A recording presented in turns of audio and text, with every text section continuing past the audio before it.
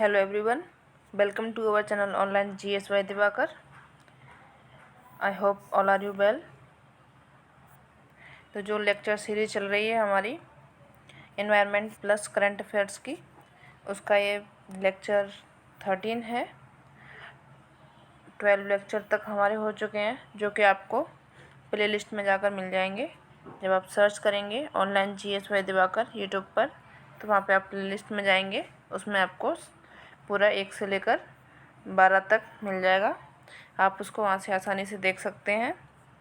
ये जो लेक्चर है या करंट अफेयर्स प्लस एनवायरनमेंट है, वो आपकी कोई भी परीक्षा हो, चाहे वो UPSC हो, PCS हो, नेट हो, टेट हो, CTET या फिर अन्य कोई KVS हो, PGT, TGT, कोई भी परीक्षा हो, उसके लिए काफ़ी महत्वपूर्ण रहेगा, क्योंकि एनवायरनमेंट का सेशन है, हर एग्ज़ाम में पूछा जाता है। चाहे कोई छोटा एग्ज़ाम हो, चाहे कोई बड़ा एग्ज़ाम हो, एनवायरनमेंट हर किसी में आता है। तो ठीक है, ये आपके लिए काफ़ी महत्वपूर्ण रहेगा।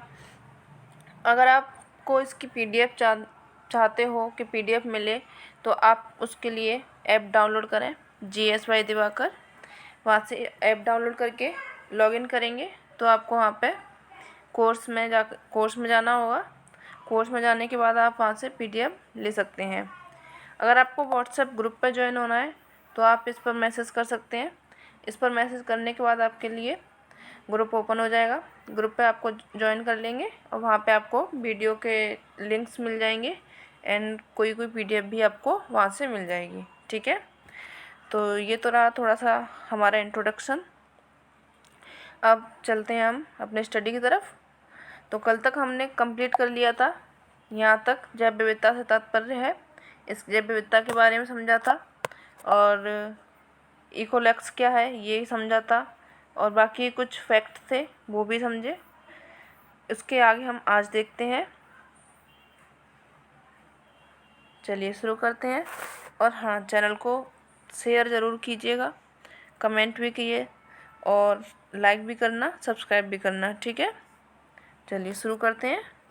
किस वर्ष नैरोबी में जैव विविधता पर अभिसमय convention on biological diversity CBD के पाठ को स्वीकार किया गया? तो कौन सा वर्ष था वो? डेट थी 22 मई 1992 को इसे स्वीकार किया गया। किसको? CBD को, कन्वेंशन ऑन बायोलॉजिकल डाइवर्सिटी। जैव विविधता का अधिकतम संकट है, किससे संकट ज़्यादा है जैव विविधता को? तो इसका है प्राकृतिक निवास एवं वनस्पतियों के विनाश से। जो प्रकृति का निवास बनाया गया है, जैसे कि पेड़ पौधे हो गए, वनस्पतियाँ हो गई, उनका अगर हम काट देंगे, उनको जला देंगे या उनका विनाश कर देंगे, तो इससे क्या होगा? जैव विविधता को संकट होगा, जैव विविधता खतरे में जाएगी। कौन सा कारक जैव विविधता के ह्रास के लिए सर्वाधिक महत्वपूर्ण कारक है? तो प्राकृतिक वास का विनाश। जो प्रकृति का क्षेत्र है, उसका हम विनाश करेंगे, तो ये सबसे महत्वपूर्ण कारक है। ये जो आपका क्वेश्चन आया था UPPCS 2023 में फ़िलहाल आया हुआ है। ठीक है, जैव विविधता के ह्रास का मुख्य कारण क्या है? प्राकृतिक वास का विनाश। इकोलैक्स क्या है? जैव विविधता संबंधी कानूनों और नीतियों पर एक वेब आधारित सूचना सेवा प्रदान करना। ये इंटरनेट से संबंधित है, इसको वेब आधारित सूचना प्रदान करती है। ये कौन सी? जैव विविधता से जो कानून बने हुए हैं या उनकी जो नीतियाँ बनी हुई हैं, ये उससे संबंधित है। भारतीय संसद द्वारा जैव विविधता अधिनियम पारित किया गया था। ये कब पारित किया गया था? 11 दिसंबर 2002 को जैव विविधता अधिनियम पारित किया गया था। किसके द्वारा किया गया था? भारतीय संसद के द्वारा। ठीक है, जैव विविधता पर सम्मेलन आयोजित किया गया था। कब किया गया था फर्स्ट टाइम? तो ये वर्ष 1992 में किया गया था।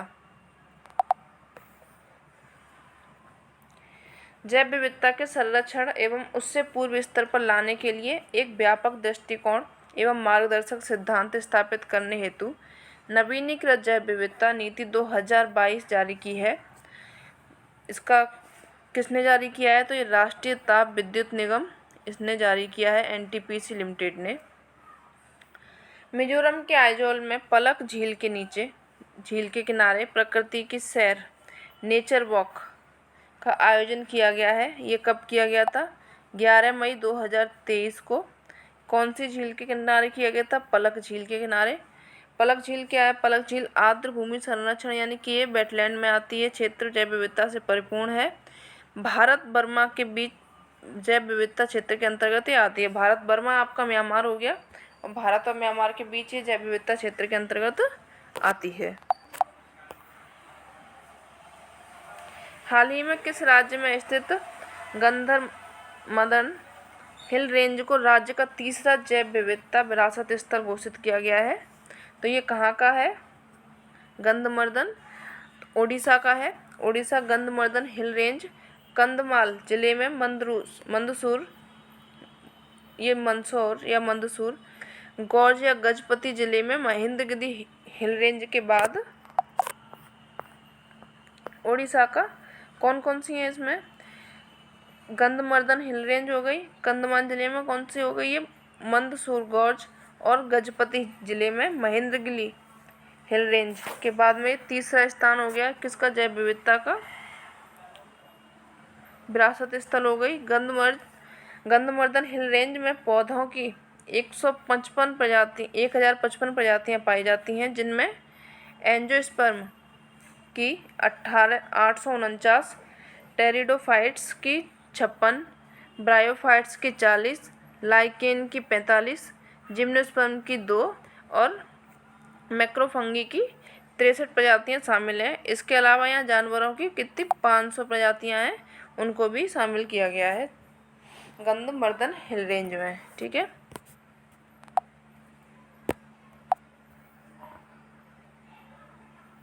लद्दाख का पहला जैव विविधता विरासत स्थल घोषित किया गया है, वो कौन सा है? तो लद्दाख का पहला जैव विविधता विरासत स्थल यायासो है। ये झील को जो यायासो या सोकर इसको भी बोलते हैं झील।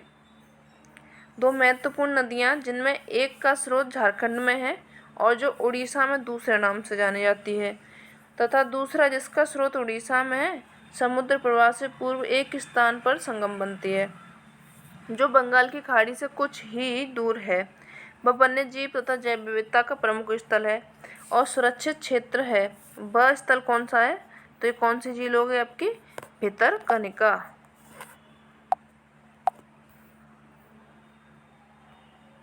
भारत की जैव विविधता के संदर्भ में सीलोन, फ्रॉगमाउथ, कॉपर स्मिथ, बॉर्बेट, ग्रे चिंड, मिनीबेट और व्हाइट थ्रोटेड स्टोडार्ट क्या है? ये नाम दिया गया है इनका पक्षी का भारत के संदर्भ में। ये पक्षियों के नाम हैं, तो इनको ये क्या चीज़ है? ये तो पक्षी हैं, ये नाम इनके देख लीजिएगा। सीलोन, फ्रॉगमाउथ, कॉपर स्मिथ, बॉर्बेट, ग्रे चिंड, मिनीबेट एवं व्हाइट थ्रोटेड रेडस्टार्ट, ये पक्षियों के नाम हैं। मानव जनित जीवों का एक उदाहरण है फसली भूमि। भारत का प्रथम national centre for marine biodiversity NCMB किस शहर में स्थित है? तो ये जामनगर में स्थित है। साइलेंट वैली परियोजना किस राज्य में स्थित है? तो ये केरल से संबंधित है। भारत में जैव विविधता के ताप स्थल हॉट स्पॉट हैं, वो कौन कौन से हैं? पश्चिमी घाट हो गया आपका, पूर्वी घाट, पूर्वी हिमालय, अंडमान निकोबार द्वीप समूह, ये आपके ताप स्थल हॉट स्पॉट हो गए जैव विविधता के। जैव विविधता के हॉट स्पॉट को किन आधारों पर मान्यता प्रदान की जाती है? तो कौन कौन से आधार है जिन पर जैव विविधता घोषित किया जाता है या हॉट स्पॉट घोषित किया जाता है? तो वो हो गई जाति बहुतायतता, स्थानिकता, आशंका बोध के आधार पर जैव मंडलीय क्षेत्र, ये 3-4 चीज़ें हो गई जिनके आधार पर जैव विविधता हॉटस्पॉट घोषित किया जाता है। हिमालय पर्वत प्रदेश जाति विविधता की दृष्टि से अत्यंत समृद्ध है। इसका क्या कारण है? इसका प्रमुख कारण विभिन्न जीव भौगोलिक क्षेत्रों का संगम होना है। क्या है? विभिन्न जो जीव होते हैं और जो भौगोलिक क्षेत्र होते हैं उनका ये संगम होता है, यही इसका कारण है। ठीक है। राष्ट्रीय जैव विविधता कार्य योजना कब बनाई गई? तो ये 2008 में बनाई गई। निम्नलिखित 3 मानकों के आधार पर पश्चिमी घाट, श्रीलंका एवं इंडो बर्मा क्षेत्र को जैव विविधता के प्रखर स्थल हॉटस्पॉट के रूप में मान्यता प्राप्त हुई है। तो क्या कारण है जिससे कि जैव विविधता हॉटस्पॉट में इनको रखा गया है? तो वही जो ऊपर बताए थे, जाति बहुतायतता, स्पीशीज रिचनेस, स्थानिकता एवं आशंका बोध। भारत के सबसे अधिक जैव विविधता संपन्न क्षेत्र कौन सा है? पश्चिमी घाट हो गया। हिमालय प्रदेश पर्वत प्रदेश जाति विविधता की दृष्टि से अत्यंत समृद्ध एवं इस समृद्धि के लिए सबसे उपयुक्त कारण क्या है? हिमालय पर्वत प्रदेश का जाति विविधता क्या है? तो यहाँ मनुष्यों का कम हस्तक्षेप होता है, क्योंकि वहाँ पे इतना ठंडा इलाका है, मेन कम ही जाते हैं। उच्चतर अक्षांशों की तुलना में निम्नतर अक्षांशों में जीव विविधता सामान्यतः अधिक होती है। जो उच्च अक्षांश हो गए, जैसे हम हिमालय के ऊपर जाते जाएंगे तो वहाँ पे लोगों का रहन सहन कम होगा बजाय निम्न अक्षांशों के। पर्वतीय प्रवणताओं ग्रेडियंट में उच्चतर उन्नतांशों की तुलना में निम्नतर उन्नतांशों में जैव विविधता सामान्यतः अधिक होती है। यही इसमें बोला गया है कि जो अगर हम पर्वतीय क्षेत्र में जाएंगे, अगर वहाँ से आप उच्च अक्षांशों में चले जाएंगे हिमालय के, अगर जितना ऊपर जाते जाएंगे तो वहाँ पे मेन जो जीव विविधता है या फिर मैन मेड या वनस्पतियाँ हैं वो वहाँ पे कम मिलेंगी बजाय किनके? निम्न अक्षांशों के। जीव विविधता किन माध्यमों द्वारा मानव अस्तित्व का आधार बनी हुई है? तो कौन से माध्यम है? तो वो मृदा निर्माण हो गया, मृदा अपरदन की रोकथाम हो गया, अपशिष्ट का पुनर्चक्रण और सस्य परागण। किसी प्रदेश की जैव विविधता के लिए संकट हो सकते हैं। अगर जैव विविधता है, कोई जगह है वहाँ की जैव विविधता है, मतलब मैन एंड एनवायरनमेंट के लिए, तो वहाँ पे किससे संकट आ सकता है? तो वो उससे संकट आ सकता है भूमंडलीय तापमान अगर हो गया तो संकट आएगा। प्राकृतिक वास का विखंडन होगा, यानी कि उनका कटाई छटाई, पराली जलाना वगैरह वगैरह जो होता है, उससे भी प्रकृति में जो जैव विविधता है उस पर संकट आएगा। विदेशी प्रजातियों का आक्रमण, अगर कोई विदेशी प्रजाति आती है, कोई भी जैसे वार वगैरह होते हैं, तो उससे भी जैव विविधता के लिए संकट उत्पन्न हो जाएगा। जैव विविधता का सबसे महत्वपूर्ण पहलू क्या है? पारिस्थितिकी तंत्र का निर्वहन करना सबसे महत्वपूर्ण पहलू है ये। कौन एक पारिस्थितिकी तंत्र की जैव विविधता की बढ़ोतरी के लिए उत्तरदायी नहीं है? तो कौन है ये? पोषण स्तरों की संख्या में कमी।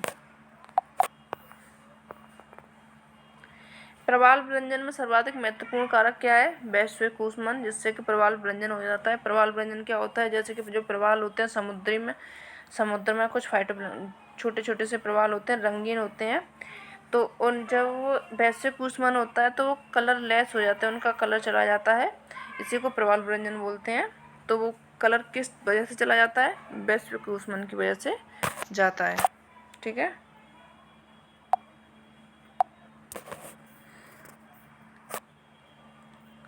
भारत में गिद्धों की कमी का अत्यधिक प्रमुख कारण क्या है? जानवरों को दर्द निवारक दवा देना। जैव विविधता को परिभाषित किया गया जाता है, एक मिनट, पता नहीं क्या हो रहा है आज।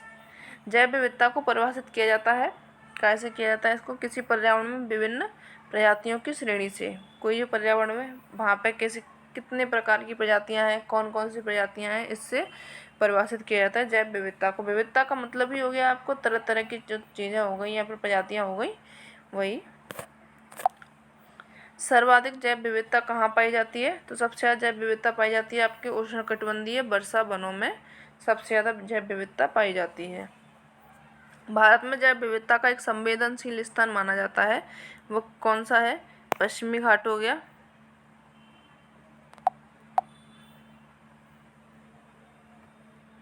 भारतीय राष्ट्रीय जैव विविधता प्राधिकरण स्थापित किया गया है, कहाँ? 2003 में ये चेन्नई में स्थापित किया गया था, भारतीय जैव विविधता राष्ट्रीय प्राधिकरण। जैव विविधता के संरक्षण के लिए कौन सी महत्वपूर्ण रणनीति है? जैव मंडल रिजर्व सब महत्वपूर्ण रणनीति हो गई है। किसी प्रजाति के विलोपन के लिए उत्तरदायी नहीं है। क्या उत्तरदायी नहीं है? व्यापक निश्चय या फिर कर्मता। संयुक्त राष्ट्र संघ ने निम्न में से किसे 2001 से 20 के लिए दशक निर्दिष्ट किया?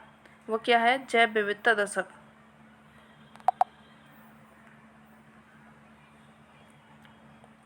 जैव विविधता में परिवर्तन होता है किसके, कैसे होता है ये? भूमध्य रेखा की तरफ सबसे ज़्यादा परिवर्तन होता है। प्रवाल वृंजन के सबसे अधिक प्रभावी कारक क्या होते हैं? सागरीय जल के सामान्य तापमान में वृद्धि होना। जो सागर का जल होता है, जो उसका मेन तापमान होता है, उसमें अगर वृद्धि हो जाएगी तो प्रवाल वृंजन मर जाएंगे, यानी कि जो मूंगे होते हैं, प्रवाल होते हैं, वो मर जाते हैं, उनका कलर चला जाता है, तो इसी से प्रवाल वृंजन हो जाता है। पारिस्थितिकी निकाय के रूप में आर्द्र भूमि बरसाती जमीन किस हेतु होती है? तो पोषक पुनर्प्राप्ति एवं चक्रण हेतु होती है ये। पौधों द्वारा अवशोषण के माध्यम से भारी धातुओं का अवमुक्त करने हेतु, तलछट रोककर नदियों का गादीकरण कम करने हेतु इसका पारिस्थितिकी निकाय के रूप में आर्द्र भूमि का होती है। ठीक है।